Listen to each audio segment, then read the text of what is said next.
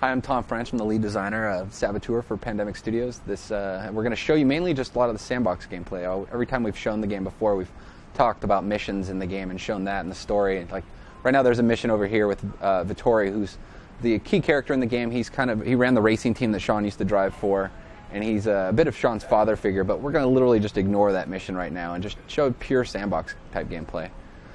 This is a garage behind the Belle de Nuit, which is our cabaret brothel that Sean spends a lot of early spots in the game at.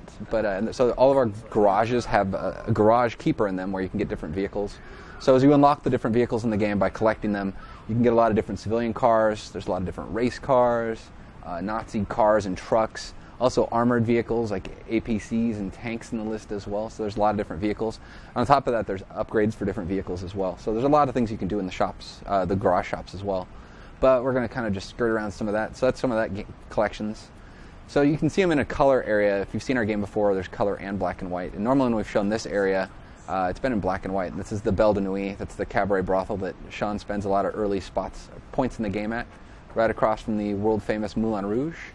And you can see Sacré-Cœur up in the distance. So it's all a big open-world sandbox streaming map. But what we're going to focus on, like I was saying, is just sandbox gameplay. So it's things like that propaganda speaker or that tower up there, and you can see one of our Zeppelins flying around in the world.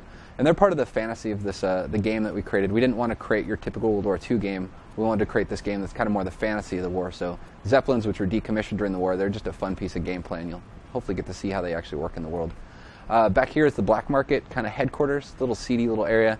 Sitting down over there is Santos, who runs the black market. But he's a key story character, but we're going to worry more about actually the gear and the stuff you would do in the shops.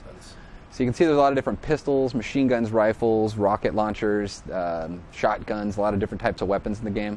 I'm going to pick up a machine gun because that's probably the weapon I'm most effective with. And scoped rifle here so I can show you some of the perks. And then I'll show you some of the other stuff. Sean being a saboteur, explosives, kind of a key item for him, so we'll stock up on all that.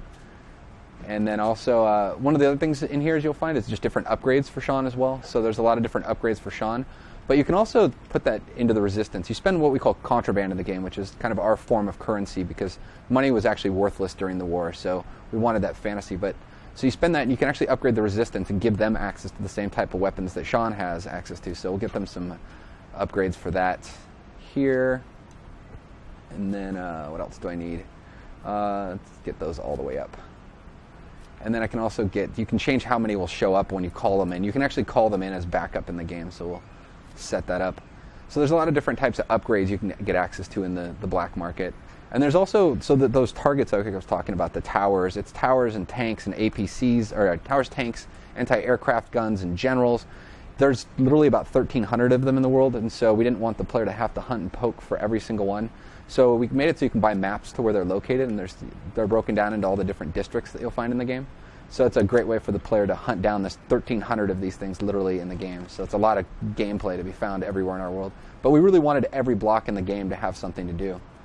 Because basically you can go from the streets all the way up every single building inside of the game, including the Eiffel Tower. And Sean's a little bit slower at climbing buildings here. It's like he's not a superhero like in some of the other kind of sandbox games. So we did put a lot of other modes for him to kind of travel around. There's things like ladders or zip lines or drain pipes that Sean can use to move around the world. So we'll use some of those here. We'll get up on top of this building. So you can see it's a big sandbox world and that's streaming. So you can go over the Eiffel Tower at any given point. But you can see the color in black and white literally just exists side by side in our world. And you can go to any of them. And it's the missions in the game is where you inspire the areas and the color comes back out.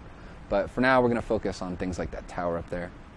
So what's kind of fun about making this, essentially this is our collections mechanic in the game. This is the reason you go exploring up every rooftop and in every courtyard in the game. But it's not passive like finding hidden packages or something like that. You're actually blowing things up and attacking the actual occupation. And it often can attack back too, which is another nice kind of bonus that it brings to us. So Sean's planting the explosive. This is how he would take out a lot of the early stuff in the game until he gets better access to things like rocket launchers. He plants a little slow there, and it's something that he'll get better at as you play through it with our perk system, which you'll see a little bit of too. So I blew up one of 47 towers in this area. We'll jump into the menu to kind of show you how many that actually is. So Like I said, there's about 1,300. All those little white dots on the map, that represents all these types of targets in Area 1 alone. But it goes down to Area 3 and 2, all these different countryside locations, Le Havre and the coast of France, and then all the way into Germany. So as you can see, there's literally a lot of this stuff in the world. And it's not all combat driven, and I'll show you an example of one that's not so combat driven in the game too.